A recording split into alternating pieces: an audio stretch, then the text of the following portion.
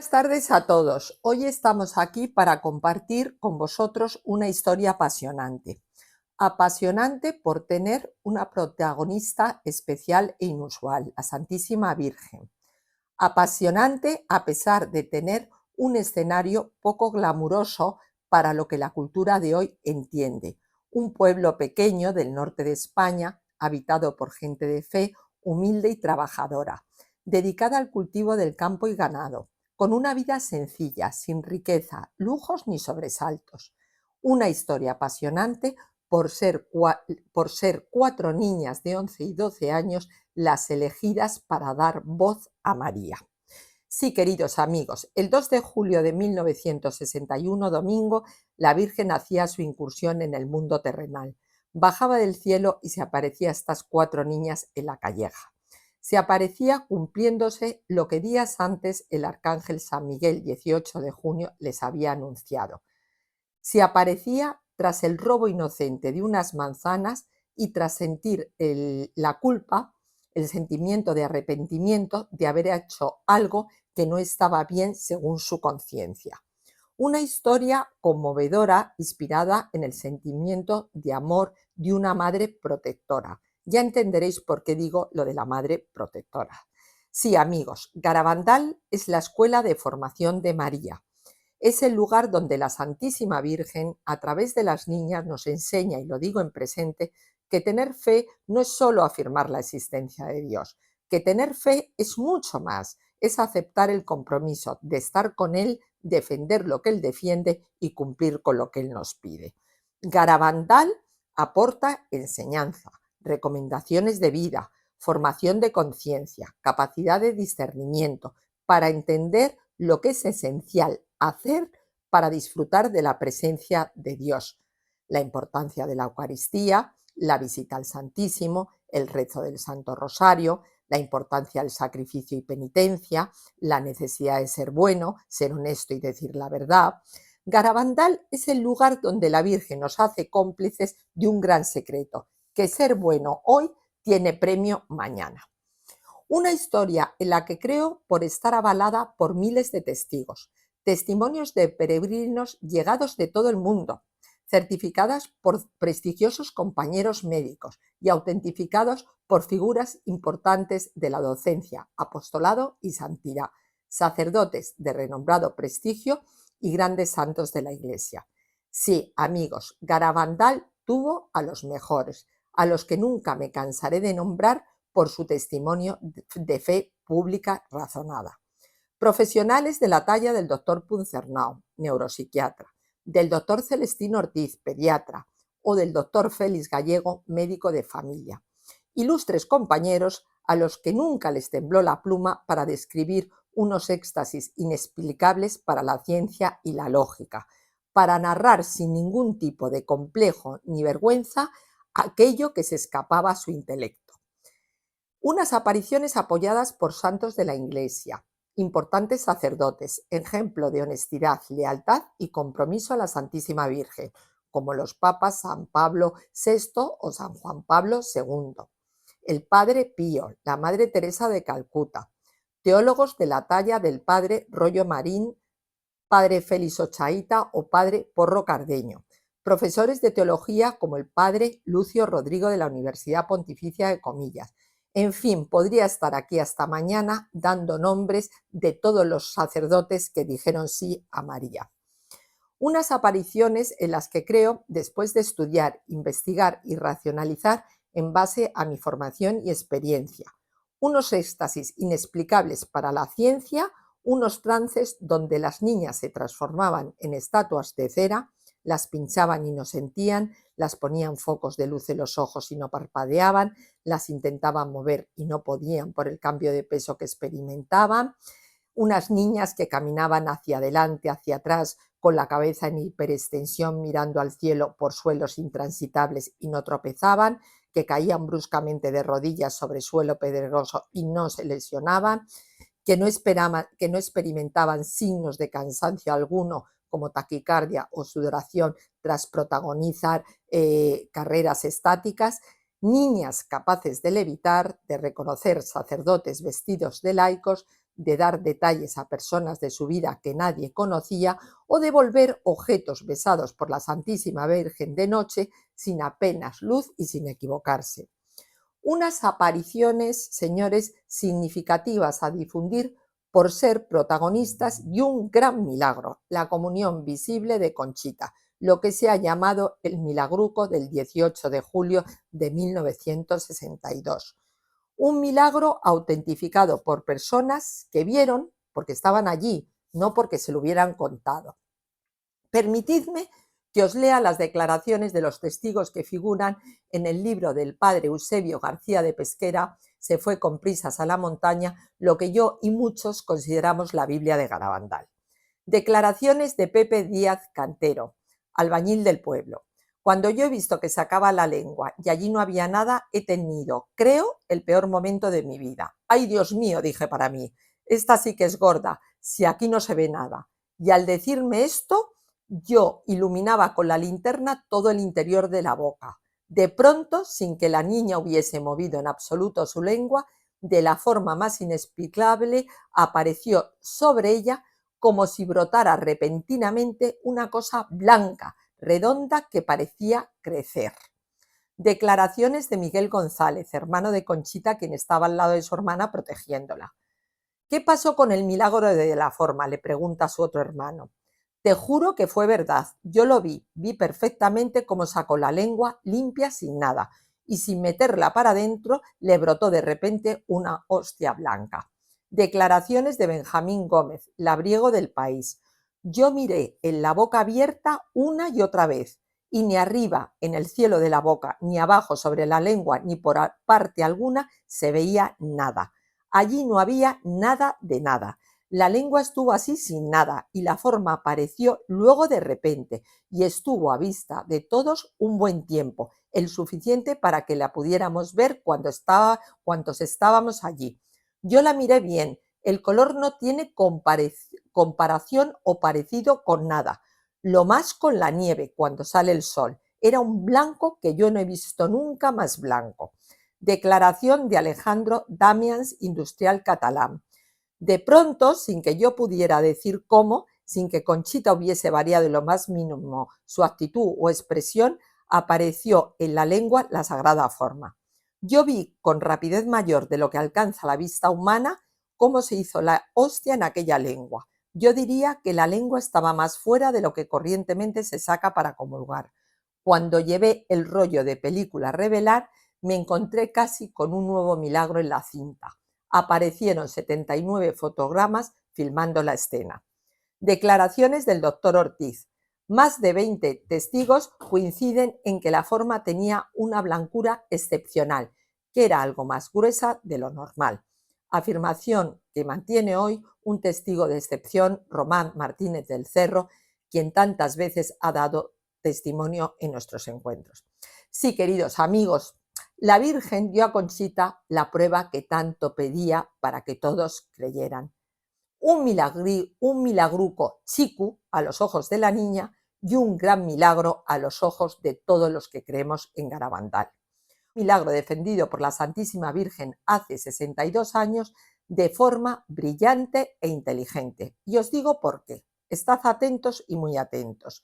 La Virgen sabía todo lo que iba a suceder, porque ella lo sabe, lo ve y lo conoce todo. Ella sabía que llegaría un día en que alguien se atrevería a etiquetar de fraude el milagruco. Acusar a Conchita de haber robado la forma del copón. Y es por ello por lo que ideó un magnífico plan de defensa. Poner en la boca de Conchita una sagrada forma distinta a la que se utiliza en la Santa Misa. Una forma más grande, más blanca, más luminoso, como nos han descrito los testigos antes citados y como bien dice una persona que reza mucho por mí. Sí, amigos, de esta manera la Virgen desenmascaraba hace 62 años a un falso acusador, a la vez que hacía que Conchita fuese declarada inocente a día de hoy. Sí, amigos, os cuento todo esto porque, aunque os parezca mentira, es lo que ha ocurrido. Hace muy poquitos días A un buen señor se le ha ocurrido acusar a Conchita de cometer este sacrilegio, haber robado la forma del sagrario. Cuando yo me enteré, pensé, qué disparate hacerlo cuando la Virgen, en previsión de lo que iba a suceder hace 62 años, había dejado protegida a Conchita de esta acusación, haciendo que la forma consagrada que apareció en su lengua tuviese unas características exteriores muy diferentes a lo que los fieles conocemos y estamos acostumbrados. Amigos, cualquier hipótesis de que Conchita robó la forma queda desmontada porque la Santísima Virgen dejó de antemano blindada su defensa. ¿Y sabéis por qué? Porque es madre de Dios y madre de Conchita, como también es nuestra. Termino mi exposición con las palabras del padre Lucio Rodrigo. Nuestra creencia en los fenómenos de Garabandal no se han fundado sobre lo que las niñas han dicho, sino sobre los hechos contrastados por mí personalmente y por muchos otros testigos. Nadie tiene razón de destruirlas ni aún de atenuarlas, simplemente por lo que en la actualidad o aún en el futuro puedan las niñas decir. Ellas estarían en una ilusión, pero nosotros no. Muchísimas gracias a todos por vuestra atención, por estar hoy aquí. Sin duda, Garabandal tiene a los mejores. Muchísimas gracias. Y ahora a continuación doy paso a Jorge Fernández Díaz. Pues muy buenas tardes y, como ha dicho la doctora Elsa, muchas gracias por su asistencia, aunque todos los que estamos aquí y los que estamos ahí, ¿verdad?, sabemos que hemos venido llamados por ella con mayúscula, por la Virgen Santísima. Luego está lo que la filosofía denomina también las causas segundas, es decir, está la causa eficiente, la causa de las causas, ¿no? Causas segundas, pues es un amigo, una amiga, una noticia que he leído, en fin, esas son las causas segundas, pero la causa de las causas, la causa eficiente, es la Virgen María, porque hoy venimos aquí a hablar de la Virgen y en particular en una de las manifestaciones de la Virgen más importantes a lo largo de la milenaria historia de la Iglesia. Y no exagero. Aunque es evidente que todas las mariofanías, todas las revelaciones, todas las apariciones de la Virgen, desde su asunción gloriosa a los cielos, venidas a la tierra, pues son importantes. Como dice un amigo mío, la Virgen no es que esté aburrida en el cielo y viene a pasar un rato a la tierra, no, viene porque la Virgen, como se ha dicho, es madre de Dios, es madre de la Iglesia, es madre nuestra. Y aquí seguro que hay muchas madres y sabemos, y luego las mujeres saben mejor que nosotros, y luego que yo, lo que una madre está dispuesta a hacer por un hijo. Y la Virgen es nuestra madre. Y como sabe que Dios nos ha creado a los hombres, ha creado a los seres humanos, los hombres, las mujeres, a todos nos ha creado por amor. Como San Juan Evangelista dice en el prefacio de su Evangelio, Dios es amor. No es que Dios quiera mucho, que también, no, es que Dios es el amor subsistente, es el amor, Dios. Y el amor necesita proyectarse sobre personas, sobre otros seres, sobre cosas. El amor necesita, insisto, proyectarse. Y para proyectarse de la manera más adecuada, pues sin duda Dios nos creó a nosotros, a los hombres, nos creó a su imagen y a su semejanza. Y como el amor, si no es libre, no es amor, es otra cosa, nos ha creado libres para que, si nuestra vida aquí, en la tierra, nuestra vida terrenal, pues deseamos compartir la eternidad junto a Dios, que es para lo que Él nos ha creado, pues tiene que ser porque lo hayamos decidido libremente, que queremos vivir junto al amor subsistente de Dios, ¿no? Y si ve que no vamos por buen camino, pues de la misma manera que una madre corrige a su hijo, a su hija, si les tiene que dar un azote, les da un azote, evidentemente, que no se van a traumatizar, ¿verdad? Es decir, les corrige, pero porque desea para ellos el bien, desea lo mejor, y si ve que se están equivocando, que están haciendo una cosa que les va a hacer daño, etc., bueno, pues lo mismo, la Virgen María es nuestra madre, y si ve que sus hijos espirituales, que somos nosotros, vamos por buen camino, es decir, que nos desviamos de la naturaleza por la que fuimos creados por Dios, que es ganar en esta vida el más importante examen al que podemos someternos, es el juicio particular de cada uno, y aprobar ese examen y ganar el cielo, pues evidentemente viene a la tierra a corregirnos. Y a lo largo de los 2000 años de historia de la Iglesia, pues se han producido muchas mariofanías, muchas revelaciones de la Virgen, pero de manera especial en los 2 últimos siglos, desde la Revolución Francesa. Se calcula que el 80%, o sea, 8 de cada 10 de las revelaciones registradas hasta la fecha se han producido en los 2 últimos siglos. El 80%, 8 de cada 10. Eso tiene una explicación, no hace falta preguntarle a la Virgen. Humanamente se puede entender que la Revolución Francesa marcará en el mundo un antes y un después. Los principios y valores de la cristiandad que habían pasado por la transición del Renacimiento, la Ilustración, el racionalismo, había llegado a un punto con la Revolución Francesa que explotan y surge una sociedad en la que la cosmovisión cristiana, es decir, la visión cristiana del mundo, en virtud de la cual pues, Dios era el centro, la medida y la referencia de todo, pues es apartado Dios y el hombre pasa a ocupar el lugar de Dios. Es la cosmovisión que surge de la Revolución Francesa. Hablando lo humano puede entenderse que sería más fácil, permítaseme el símil, ¿no?, aprobar el examen al final de nuestra vida, el examen del juicio particular, ¿no? Si lo aprobamos vamos al cielo, si bueno, conviene que tenemos que repasar un poco todavía más, pues bueno, vamos al purgatorio, y si no, pues lamentablemente te condenas al infierno, ¿no? Entonces, en esa sociedad en la que Dios ha sido desplazado por el hombre, pues es más difícil seguir a Jesucristo, seguir los evangelios, etc. Es comprensible, porque estás viviendo ya en una cosmovisión, una sociedad en la que Dios ha sido desplazado y los principios y valores cristianos son desplazados por otros valores.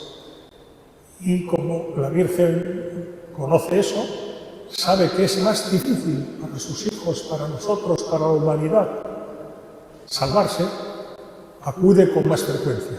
Y eso es lo que explica que llevemos, repito, en los 2 últimos siglos de la historia reciente, pues con la mayor parte, la inmensa mayoría de mariofanías. Y cada vez son más intensas. Y cada vez son más intensas. Bien, en la mente de todos están mariofanías desde los primeros momentos de la cristiandad. La Virgen del Pilar, que fue la primera mariofanía de la Virgen cuando vivía en carne mortal entre Jerusalén y su casa en Éfeso, que se le aparece al apóstol Santiago a orillas del Ebro, en la César Augusta del momento, la Zaragoza de hoy, para fortalecerle en su misión evangelizadora de la Hispania romana del momento, es la España de hoy. Fijaros si iba a ser importante la evangelización de la Hispania romana para que Dios enviara a evangelizar a esta provincia del Imperio Romano, que era Hispania, a su apóstol Santiago, y que además, para fortalecerle en la misión evangelizadora, al parecer nuestros predecesores eran un poco duros de cerviz, va la Virgen en carne mortal y se le aparece el día 2 de enero del año 40. Bueno, desde esa, pasando por Guadalupe y por tantas como queramos, hasta llegar a Lourdes, a Fátima, ahora a Medjugorje, ¿no? Pues hay muchísimas, muy pocas reconocidas por la Iglesia hasta el momento, muy pocas, pero registradas muchas, y una de esas es la de la Virgen María, la venida de la Virgen María a una pequeña aldeuca Aldeucas en el lenguaje cántaro, lo sabemos, ¿no? En diminutivo, de aldea, una pequeña aldea denominada San Sebastián de Garabandal. El lugar y el momento, nada es casual en la historia de Dios, en lo que hace Dios. Todo tiene un sentido. Y evidentemente que eligiera ese momento, pues es además muy llamativo. ¿Por qué lo digo? Digo porque Garabandal está muy vinculada a Fátima, aprovecho para decirlo, muy vinculada a Fátima. Baste decir como un dato muy significativo que un obispo de Leiría Fátima, Monseñor João Venancio Pereira, creía tanto en Garabandal que celebró misa en la iglesia de la parroquia de San Sebastián de Garabandal. Estuvo en Nueva York con Conchita, un poco la portavoz de las 4 niñas, Conchita, Jacinta, Mariloli y Maricruz, ¿no? Él fue el obispo João Venancio Pereira, el que llevó al Vaticano el tercer secreto de Fátima cuando en el año 57 el Papa Pío XII pidió que fuera llevado a Roma. Pues este obispo portugués de Fátima creía firmemente en las apariciones de Garabandal. Está muy fundamentado. Pero fijaros, en el tercer secreto de Fátima, la Virgen le había dicho a la principal de los videntes, de los niños, los pastoriños de Fátima, ¿no?, a Lucia, que lo escribiera el tercer secreto, que lo metiera en un sobre y que se lo entregara al obispo, a este obispo que después del año 57 lo llevó, como decía, a Roma, al Vaticano, y que no fuera abierto hasta 1960, no fuera dado a conocer, salvo que falleciera antes, hasta 1960. En 1960 había una gran expectación en el mundo del momento. De Fátima, la Segunda Guerra Mundial, en fin, etcétera, estaba muy presente. Y cuando se aproximaba el año 60, pues había una gran expectación, no solo en la Iglesia. Muchos gobiernos estaban preocupados por lo que podía, entre ellos encabezándolo el gobierno soviético de la época. No existía Rusia entonces, era la Unión Soviética, como sabemos, ¿no? Y precisamente para preservarlo de que pudiera caer por un accidente en manos inadecuadas, pues es por lo que se pidió que fuera llevado a Roma, y fue llevado a Roma por este obispo que he comentado el año 58. Pues bien, llegó el año 60 y no se dio a conocer el tercer secreto. El Papa Juan XXIII está documentado que el 8 de febrero lo leyó, acompañado del cardenal secretario de Estado, acompañado del cardenal Ottaviani. Está documentado. Dijo que ese mensaje, el tercer secreto, la tercera parte del único mensaje de Fátima, pues no era para su pontificado. Acabó el año 60 y vino el año 61 y la Virgen se vino a Garabandal. Y no se vino un día ni 2 días, se vino nada más y nada menos que durante la preparación y desarrollo del Concilio Ecuménico Vaticano II. Concilio Ecuménico Vaticano II que el Papa Juan XXIII, poco después de suceder a Pío XII, anunció al mundo que tenía la voluntad de convocar un concilio ecuménico, concretamente el 25 de enero del año 59.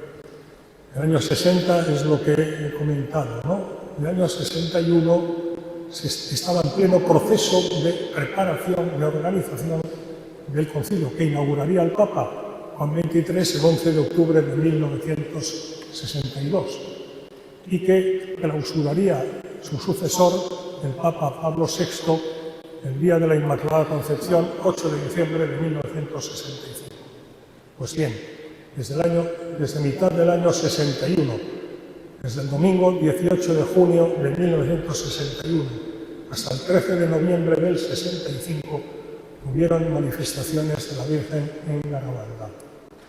A mí me gusta decir a estos efectos una frase que pronunció el Papa Juan Pablo II, hoy San Juan Pablo II, como Juan XXIII y Pablo VI, cuando coincidió el atentado que sufrió a manos del turco Ali Akbar con la fiesta de la Virgen de Fátima del año 81. Aquel atentado que seguro que muchos de los que estamos aquí recordamos fue el 13 de mayo del 81.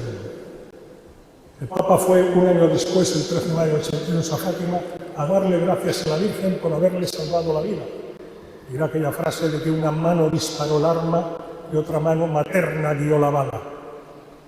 Y añadió que tenía que producirse el atentado contra el Papa, coincidiendo con la fiesta de la Virgen de Fátima, para que la Iglesia y el Papa miráramos al mensaje de la Virgen de Fátima.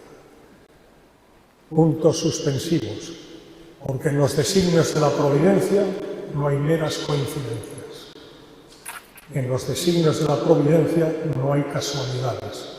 Todos utilizamos, yo el primero, la expresión de que mala suerte, que buena suerte, el azar. Bien, eso en el lenguaje coloquial común es normal, pero en profundidad, en los designios de la providencia no hay meras coincidencias. Me permito recordar, que seguro que lo conocemos, ¿no?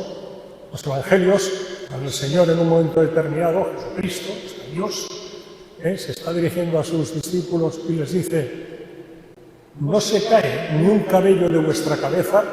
A mí ahora se me pueden caer pocos, pero se me han caído muchos. No se cae ni un cabello de vuestra cabeza sin que mi Padre lo sepa. Hasta los cabellos de vuestra cabeza están contados.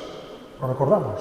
Son los evangelios, los sinópticos, San Mateo, San Marcos y San Lucas. ¿Qué está queriendo decir el Señor con esa imagen de los cabellos de vuestra cabeza que están contados y que no se cae ni uno sin que mi Padre lo sepa, el Padre de Dios, ¿no? Esto lo más insignificante que pueda suceder en nuestras vidas, si sucede es porque o bien es querido, si es bueno, o es permitido, si es malo, por Dios. Porque si no lo hubiera permitido, sencillamente no hubiera sucedido. Aprovecho para decir que en la otra vida, en la vida eterna, en la que confío en la misericordia de Dios, que nos encontremos todos los que estamos aquí arriba, nos enteraremos de la cantidad de cosas que no nos han pasado a nivel personal, ni a nivel social, ni a nivel general, porque Dios no las ha permitido. Y eso será para la otra vida, ¿verdad? ¿Qué puede haber más insignificante, repito, en la vida de cualquiera de los que estamos aquí, de cualquier persona, que conocer cuántos cabellos tiene en la cabeza? Estoy seguro que nadie lo sabemos. O si se cae un cabello en la cabeza. Repito, el Señor lo dice y lo recogen los tres evangelistas sinópticos. Está queriendo decir eso, que nada, ni lo más insignificante que nos pueda suceder escapa al conocimiento de Dios, y que no hay casualidades en los designios de la providencia, como dirá San Juan Pablo II. Pues bien, la Virgen se pasó en Garabandal nada más y nada menos que coincidiendo, no con una fecha señalada, o dos fechas, no, con más de 4 años, coincidiendo con la preparación y desarrollo del mayor acontecimiento eclesial del siglo, el Concilio Ecuménico Vaticano II. Y de las numerosas manifestaciones que tuvo María Fanías, pidió que se dieran 2 mensajes públicos, es decir, de la multitud de María Fanías se llega a estimar que de las revelaciones en forma de locuciones y demás tipos de manifestaciones sobrenaturales, ¿no?, se pudieron producir quizás hasta 2000, pero hay 2 que pidió que se hicieran públicos, 2 mensajes públicos. Uno fue el 18 de octubre del 61, el año que comenzaron en el 18 de junio los sucesos de Garabandal, ¿no? Y el otro fue el 18 de junio de 1965. Aprovecho para decir que ya que no hay meras coincidencias, no porque lo diga yo, que no soy nadie, sino porque, como hemos recordado, forma parte de la teología de la historia, y el Papa San Juan Pablo II quiso recordarlo, enfatizarlo, porque lo repitió muchas veces esta frase hasta su partida al cielo: no hay casualidades en los designios de la providencia. O sea, que no es casualidad que viniera y estuviera allí al año siguiente al que tenía que haberse dado a conocer el tercer secreto de Fátima, y que allí estuviera durante todo el Concilio Ecuménico Vaticano II. Y por si hubiera alguna duda, el primer mensaje había sido muy sencillo, como es normal, lo complicamos los hombres, pero Dios da mensajes muy sencillos para la salvación, ¿no? La oración, la penitencia, el sacrificio, y está dispuesto a perdonar todos nuestros pecados, que los confesemos y por lo menos tengamos el propósito de la enmienda, ¿no? Porque Él quiere nuestra salvación y nos quiere también nuestro Padre eterno como hijos, ¿no? Que nos ha creado libres y además nos ha creado, no como ha creado a mi perrito Poco, que lo quiero mucho, que es una criaturita de Dios, pero no es hijo de Dios. Nosotros sí somos hijos de Dios. Y creados a su imagen y semejanza, por algo y para algo. Pues bien, ese primer mensaje era muy sencillo. Aunque la Virgen dijo que la copa se estaba llenando, luego aquellas 4 niñas que tenían 11 y 12 años en aquel momento y aisladas en aquella alduca perdida de Cantabria, ¿no? Pues que sabían ellas del libro del Apocalipsis y de la exégesis bíblica respecto de las copas de la ira y las copas tal que aparecen narrados en el libro del Apocalipsis. Podemos imaginaros lo que podían saber las pobres crías, ¿no? Pero ellas transcribieron lo que les había dicho la Virgen. La copa se está llenando. Estaba llenando de los pecados de los hombres y Dios estaba muy dolido. Les decía, ¿no? Y que Dios les quería perdonar, que fueran a confesarse, que fueran ante el Santísimo, porque a la Eucaristía cada vez se le da menos importancia. Ojo al dato. Garabandal es profundamente eucarístico. Bien, en 44 meses después, el 18 de junio del 65, segundo mensaje. Y fíjense, fijaros lo que dice. Antes, empieza diciendo, como no se ha dado a conocer ni se ha cumplido el anterior mensaje, este será el último. Aprovecho para decir que la Virgen le dirá después a Conchita que a diferencia del primer mensaje, este no se lo había dado a conocer la Virgen directamente a ella, sino que lo hizo por mediación del arcángel San Miguel, y le dijo que lo había hecho por el dolor que le producía tener que decir eso. Pues fijaros lo que decía el segundo mensaje. Como no se ha dado a conocer, decíamos, y no se ha cumplido, este será el último. Antes, 44 meses antes, primer mensaje, la copa se estaba llenando. Ahora está rebosando. Bueno, de entrada uno dice, vamos a ver, si el 18 de junio del 61, y mirando hacia atrás, sin límite, la copa se estaba llenando, los pecados de los hombres, en fin, es esa alegoría bíblica, ¿no? ¿Qué ha pasado? Más de 44 meses no solo no se haya ido vaciando la copa, que es lo que quería la Virgen, que hubiera menos pecados de los hombres, no, sino que está rebosando. Pues claro, fijaros lo que dijo a continuación. Muchos sacerdotes, obispos y cardenales van por el camino de la perdición y arrastran con ellos a muchas almas.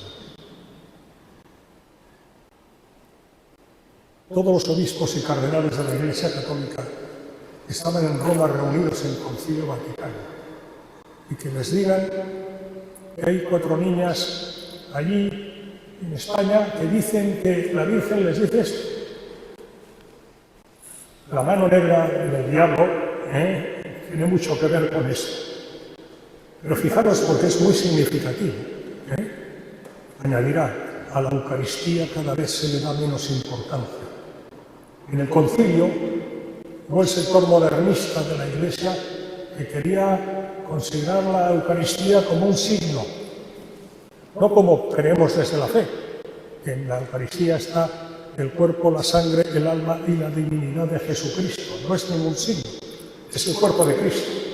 Evidentemente, de una manera misteriosa y milagrosa, milagro de la transustanciación que se produce cuando el sacerdote en la misa consagra el pan y el vino, y bajo esas, desde el punto de vista material, bajo esas especies, aquello se ha convertido en el cuerpo de Cristo.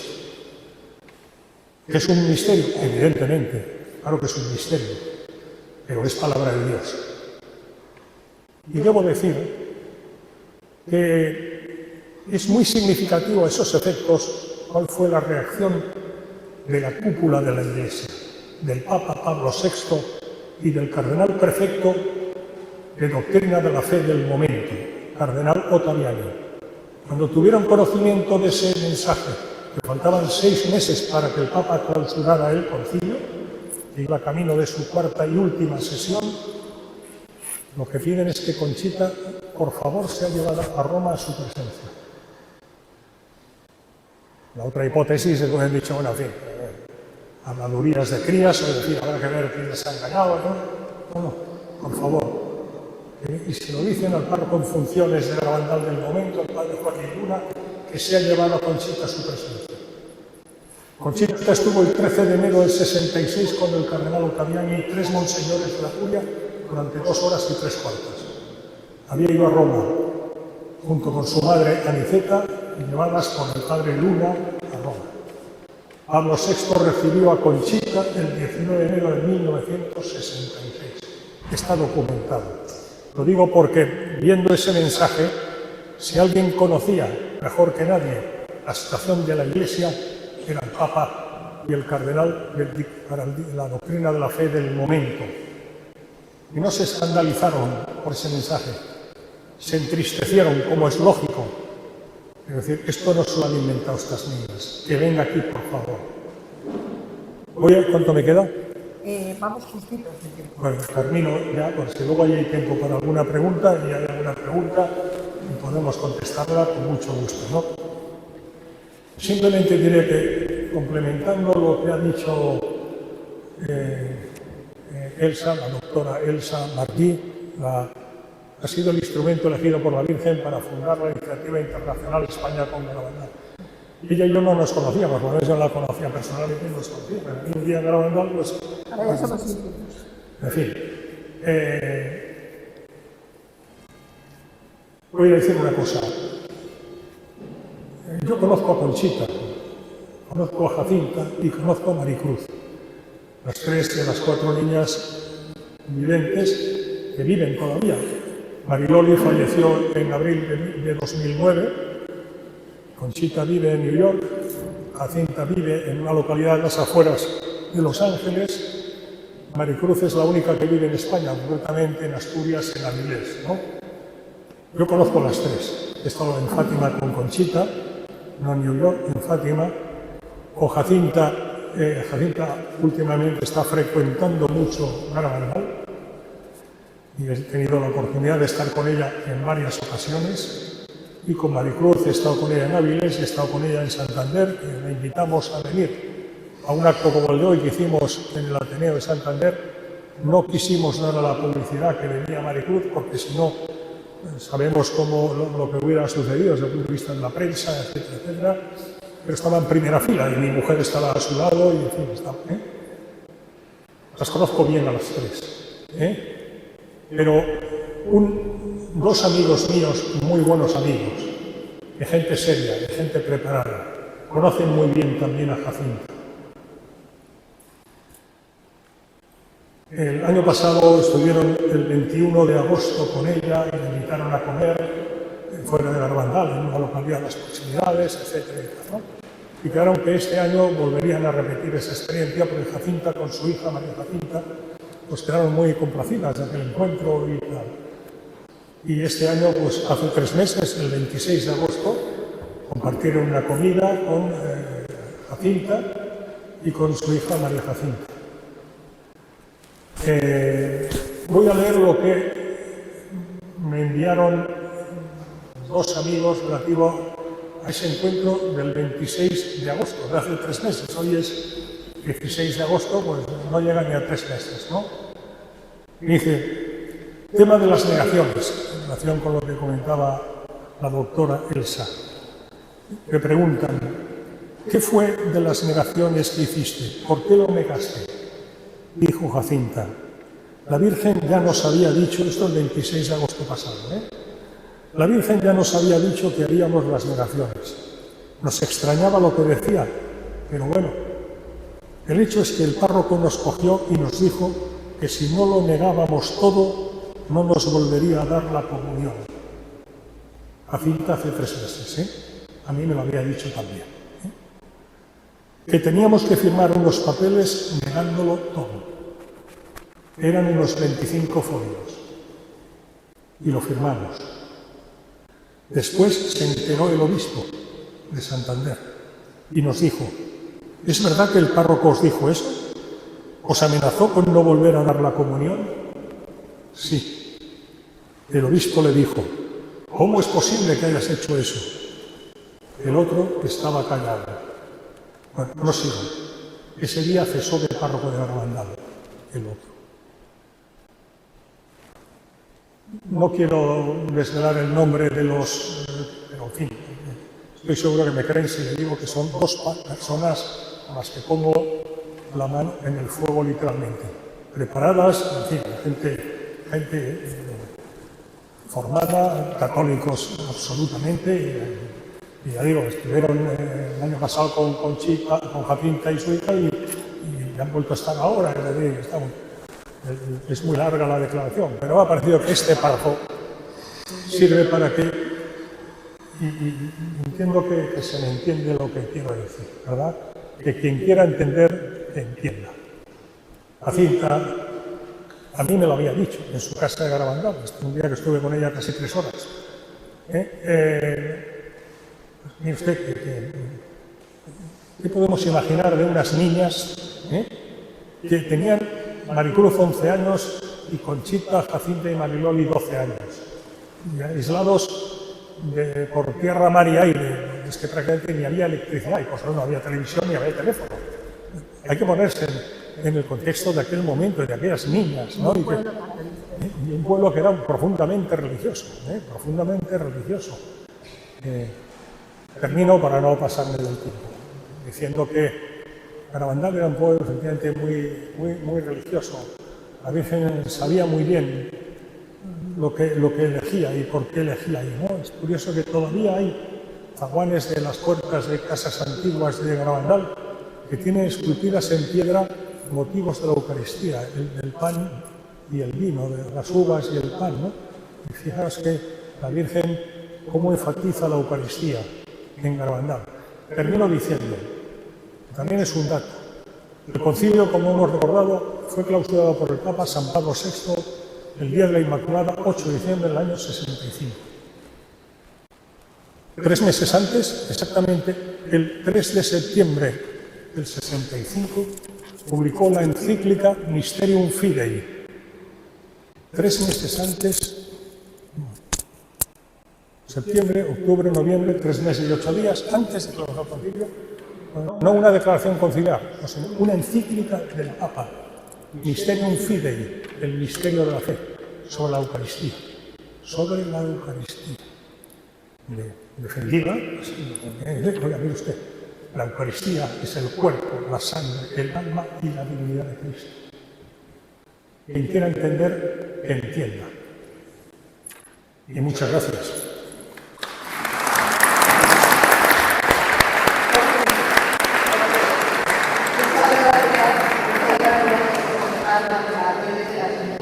Pero yo quiero dejar claro una cosita que has dicho. ¿Te he entendido bien cuando has dicho que a Jacinta se le negaba la comunión si lo negaba? Sí, efectivamente, es así. No solo a ella, a las 3. Que si no firmaban 25 folios, que los firmaron en blanco, pues se les negaba la comunión. Por repetir, qué inteligente la Virgen, cómo dejó a Conchita blindada con su plan de defensa. Y bueno, ¿qué voy a contar? Voy a pasar a Óscar para cambiar de tercio, a Óscar García, que es el que nos ha organizado este evento, este encuentro tan bonito. Hola a todos, yo me llamo Óscar, yo soy de Ávila y soy católico de nacimiento. Con esto lo que quiero decir es que Dios para mí era muy importante como para la mayoría, hasta que hice la primera comunión, en la que empezó mi alejamiento, hasta que mi vida me llevó a estar totalmente alejado de Él. Pero yo soy un privilegiado, porque Jesús en persona vino a buscarme cuando hice el retiro de Maús. Yo no le vi, pero Él tocó mi corazón. y gracias a eso volví al camino de purificación. Como agradecimiento a Jesús por este acto de misericordia, estando dispuesto a ser instrumento de Dios y teniendo la intención de acercarme más a Él, pretendo ir a Fátima en su centenario, pero no puede ser. Entonces intento ir a Lourdes, pero tampoco puedo. Y mi primera peregrinación es a Garabandal. La Virgen guía mis pasos hacia la gran desconocida de las apariciones marianas y, desde mi punto de vista, una de las centrales para los tiempos que estamos viviendo. Lo que sentí en Garabandal no sé explicarlo. Al no haber un santuario como en Fátima o en Lourdes, es como volver al momento en el que se apareció la Virgen a las niñas en Los Pinos, nunca mejor dicho, un lugar virgen de la Virgen. Cuando estuvimos allí, la Virgen colocó para nosotros un rayo de sol a los pies de la cruz, que no vimos hasta que no miramos las fotos. El trato que recibimos de los siervos y siervas del Hogar de la Madre fue tan maravilloso que colaboramos de buen grado con uno de sus programas de Internet, Cambio de Agujas. Y les pedimos a las siervas que vinieran a San Juan a ayudarnos a extender el mensaje de la Virgen, y así lo hicieron. Al volver de Garabandal, como no podía ser de otra manera, me consagré al Inmaculado Corazón de María. En ese momento, Dios me entrega a su madre, a mí, que yo perdí a mi madre, que era la persona a la que yo más había querido en mi vida. Empecé a sentir el amor de nuestra madre, a notar cómo me cuida en los pequeños detalles, los del día a día, tal y como hace cualquier madre. He vuelto a tener madre y ella me hizo ver que si vives en el momento actual, el paraíso y nuestra felicidad empiezan en la tierra.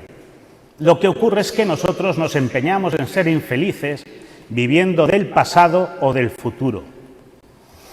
Un día en esta parroquia, alguien, sin decir nada, deja unas cosas en la sacristía. Y entre ellas aparecen unas medallas besadas por la Virgen en Garabandal. Y el párroco me da unas medallas besadas por la Virgen de Garabandal hace 60 años en San Sebastián de Garabandal y aparecen en la iglesia de San Juan, pueblo de Alicante, después de que el párroco y yo estuviéramos en Garabandal. Una diosidad, me la cuelgo al cuello. Posteriormente me consagro al Sagrado Corazón de Jesús, pero lo impresionante es que cuando erigí un altar en mi casa para la entronación del Sagrado Corazón de Jesús y el Inmaculado Corazón de María, en mi hogar celebrando una Eucaristía, en el momento de la transustanciación sentí como realmente entraban ambos en mi casa para quedarse, convirtiéndola en un remanso de paz. La Virgen me cuida tanto que me llevó en el día de la Virgen de Lourdes al Hospital de la Virgen del Perpetuo Socorro, donde escuché que si no me ponían una transfusión de sangre no llegaría vivo a la prueba que tenía 3 días después. Los mensajes de Garabandal, el primero con la copa se está llenando y el segundo con la copa se está desbordando, marcaron un antes y un después en mi vida. A raíz de mi consagración, la Virgen me ha llevado a muchas reuniones con personas que tienen mucha información sobre el final de los tiempos y los amos del mundo. La Virgen de Garabandal nos anunció que Dios, en su infinita misericordia, nos enviaría el aviso o iluminación de conciencias y el milagro para que nos convirtamos y nos volvamos a Él. Y si no reaccionamos ante esto, nos enviará el castigo. Dicho esto, y después de todo lo que habéis escuchado en el día de hoy, invito a todo el que no haya ido que vaya a ver a la Virgen, que os informéis de los mensajes de Garabandal, del aviso, del milagro y del castigo. Pero sobre todo lo que os recomiendo es que el que no esté consagrado a la Virgen, que lo haga, que nuestro párroco se está convirtiendo en un profesional de las consagraciones a la Virgen. Y por si fuera poco, me gustaría compartir con vosotros que tengo un padre que es de Santander, que está sentado ahí con nosotros en su silla de ruedas, y que mi padre fue a Garabandal cuando era joven y vio a las niñas en éxtasis, andando marcha atrás, y ellos no eran capaces de seguirlas. Pero no solo eso, también las escuchó hablar en griego clásico. Unas niñas de un pueblecito en el que no llegaban coches, ¿cómo van a hablar griego clásico? Y estáis sentados, de los pocos que quedan que han vivido Garabandal. Y que nos tiene que dar el testimonio. Y que nos tienes que dar el testimonio, papá. Un abrazo.